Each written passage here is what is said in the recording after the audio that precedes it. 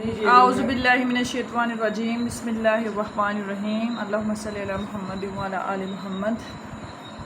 Chemistry grade 9 chapter number 1। आज हम इंशाल्लाह करेंगे questions for short answers. Previous lecture में हम लोगों ने MCQs किए थे और अभी हम लोग शॉर्ट क्वेश्चन करेंगे और मैं पूरी कोशिश करूँगी कि हम लोग बुक के साथ इन टच रहें ताकि आप लोग जो लेक्चर आप लोगों ने लिए हैं वहाँ से आपको शॉर्ट क्वेश्चन निकालना आप लोगों के लिए थोड़ा आसान हो जाए। बहरहाल कुछ जो क्वेश्चन थे उनके मैंने नोट्स भी तैयार किए हैं, तो आप लोगों ने जितने भी मैं अभी निशान लिखवाऊँगी या नोट्स लिखवाऊँगी आप लोग लेक्चर लेते जाएं और साथ साथ अपने नोटबुक पे क्वेश्चन लिखते जाएं ताकि नेक्स्ट आप जब भी याद करें तो आपके पास इसके हार्ड फॉर्म में ये मौजूद हों। सबसे पहला क्वेश्चन है, why is there a need to divide chemistry into many branches, give 3 reasons. सबसे पहला हमारा टॉपिक था कि why we divide chemistry into different branches. मैं आपको यहाँ से निशान लगा देती हूँ, उन्होंने आपको कहा है कि आप कोई भी 3 रीज़न्स दें, तो आप इसको पॉइंट बना के भी लिख सकते हैं कि हमें केमिस्ट्री को डिवाइड करने की ज़रूरत क्यों पेश आई। इसमें आप लोगों के पास ये है जी, branches of chemistry to understand the wide spread complex subject of chemistry. ये हमारे पास नंबर 1 आ जाएगा पॉइंट कि सबसे पहले हमारे पास है कि हमें इतने वसी सब्जेक्ट को समझने के लिए उसको मुख्तलिफ ब्रांचेस में डिवाइड करना पड़ा। यहाँ से मैं पेन देख लूँ किधर गया है पेन मेरा। अच्छा जी, पहला पॉइंट हमारे पास ये बन जाएगा। दूसरा पॉइंट है हमारे पास to concentrate on its specific aspect, और तीसरा पॉइंट हमारे पास आ जाएगा to focus on and to achieve breakthrough and advancement. ये 3 पॉइंट्स आपके बन जाएंगे। अगर आप पैराग्राफ की सूरत में लिखना चाहते हैं तो आप ये पूरा भी लिख सकते हैं। बहरहाल उन्होंने 3 रीज़न्स बोलनी हैं, तो 3 रीज़न नंबर 1, नंबर 2 और नंबर 3 करके आप ये लिख लें तो ये आप लोगों के लिए भी थोड़ा आसान हो जाएगा। अच्छा जी, नेक्स्ट क्वेश्चन की तरफ आते हैं। हमारे पास नेक्स्ट क्वेश्चन है,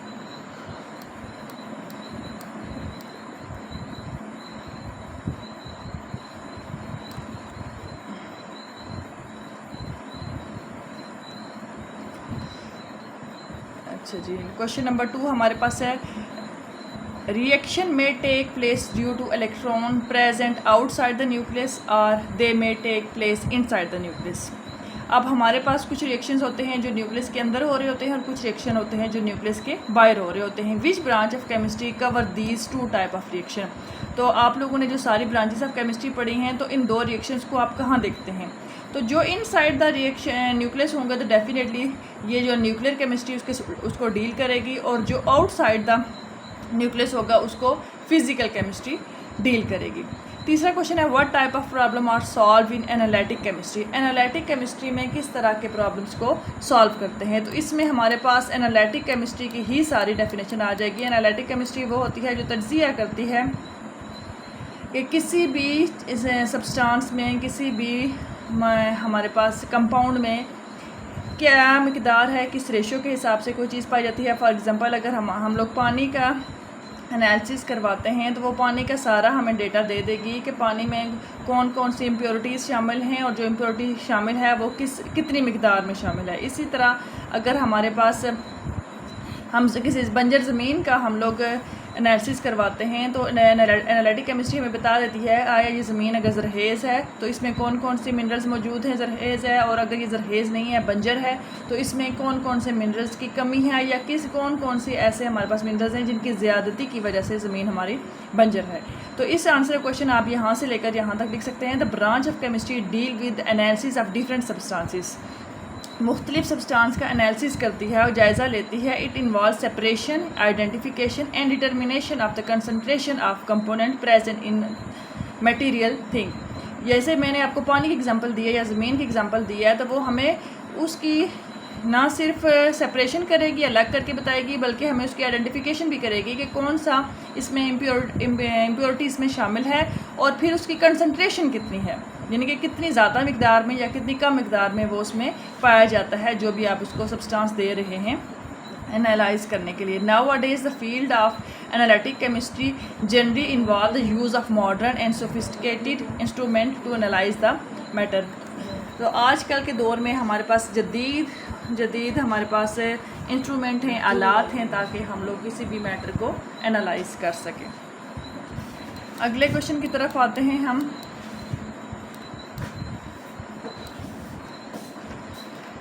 अच्छा जी, both graphene and graphite have a hexagonal layer structure, what is the difference. अच्छा, यहाँ से लेकर आगे जितने भी क्वेश्चन हैं इनका मैंने नोट्स तैयार किए हैं। What are supercritical fluid, important, in which state does matter exist in the sun, what is the importance of graphene and which form of matter do most of material thing in this world belong to। In 4-5 questions का मैंने यहाँ notes तैयार कर लिए हैं। ये आगे पीछे नंबर हो गए हैं, आप लोग देख लीजिएगा। वहाँ यहाँ बताया, सबसे पहले क्वेश्चन आ गया number 6, in which state does matter exist in sun. जो सूरज है उसमें मादा की कौन सी हालत पे वो मुश्तमिल होता है। Matter in the sun mainly exist in the plasma state. Plasma क्या होता है, बहुत ही hot ionise state of matter in which atom lose electron and form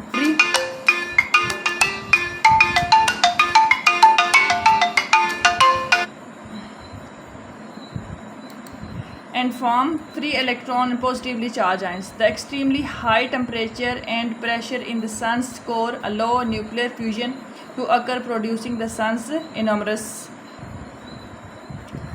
अच्छा जी, यहाँ तक आप लोगों ने इसको यहाँ तक कर लें, यहाँ से लेकर यहाँ तक आपसे कर लें कि हमारे पास सन का जो स्टेट है मैटर वो प्लाज्मा की है। प्लाज्मा बहुत ही हॉट होता है और उसमें क्या होता है कि आइटम्स ने सारे इलेक्ट्रॉन लूज़ किए होते हैं, तो वहाँ फ्री इलेक्ट्रॉन भी पाए जाते हैं और हमारे पास पॉजिटिव आयन भी पाए जाते हैं और उसमें बहुत ज़्यादा एनर्जी होती है।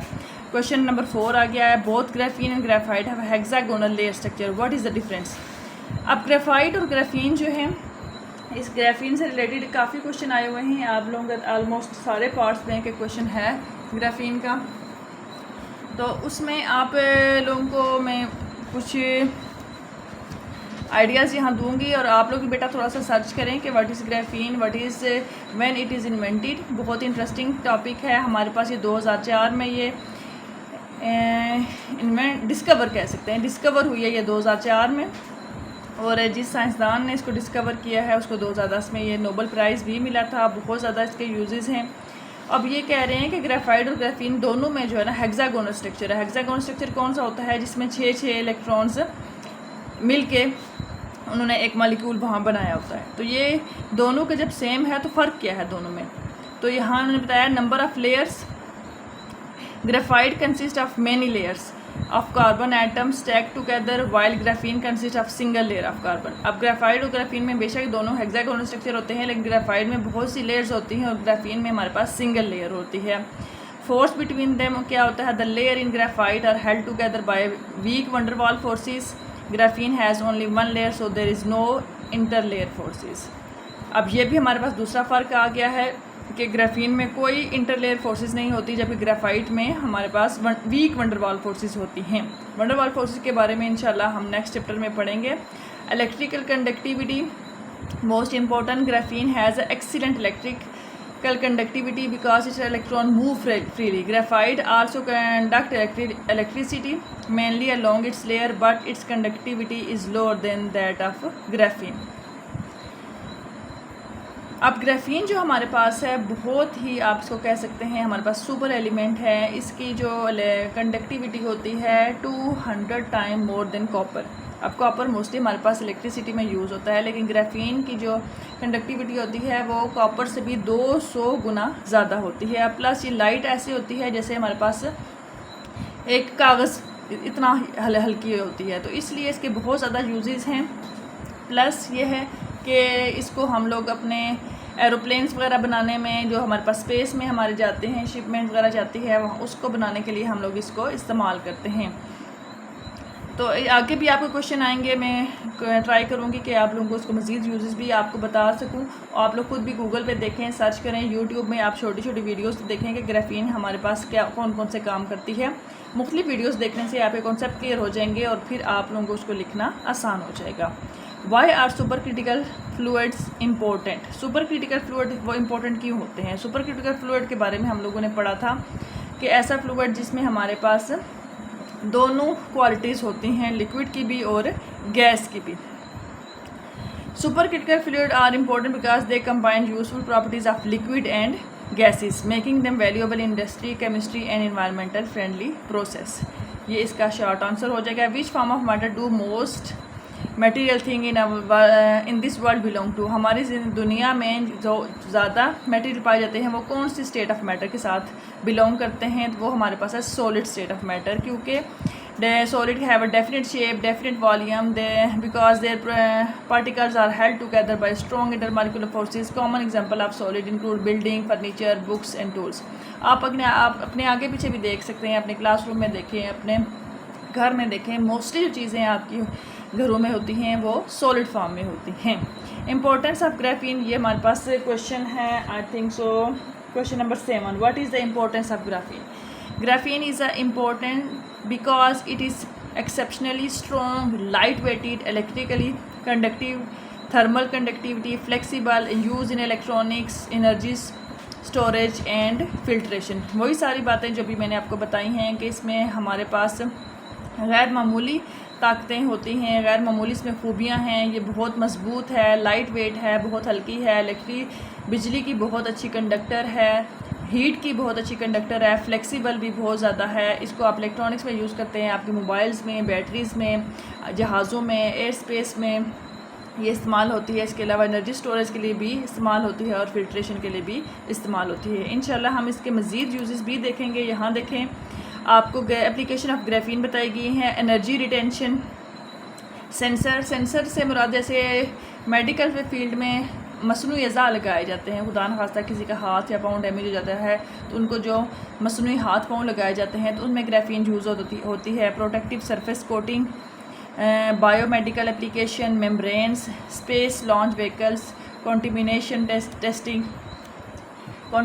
टेस्टिंग भी हमारे पास दोबारा वही आ जाएगा जो अभी हमने एनालिटिकल केमिस्ट्री में पढ़ा था. ये इसीलिए यूज़ होता है, जैसे पानी में हमने कोई सब्सटेंस देखना है तो उसमें भी हमारे पास ग्राफीन हमारी हेल्प करती है, एनालिटिक केमिस्ट्री में भी.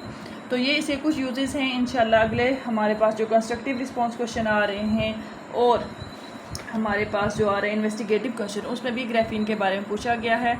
तो मैं आप लोगों को यही सजेस्ट करूँगी कि आप लोग बेटा चेक करें अपने यूट्यूब से what are the applications of graphene. Google पे आप लोग सर्च करें और छोटे छोटे पैराग्राफ या आप लोग की पॉइंट्स लिखें. पैराग्राफ ना भी लिखें तो आप अपने की पॉइंट्स अपने बना लें, तो आप लोग वहाँ से अपने नॉलेज में इजाफा करें, इंटरेस्टिंग वे में देखें और शॉर्ट वीडियोस देखें ग्राफीन के बारे में, तो आप लोगों के कॉन्सेप्ट क्लियर हो जाएंगे. इंशाल्लाह अगले टॉपिक में आते हैं और हम फिर उसमें करेंगे कंस्ट्रक्टिव रिस्पॉन्स क्वेश्चन.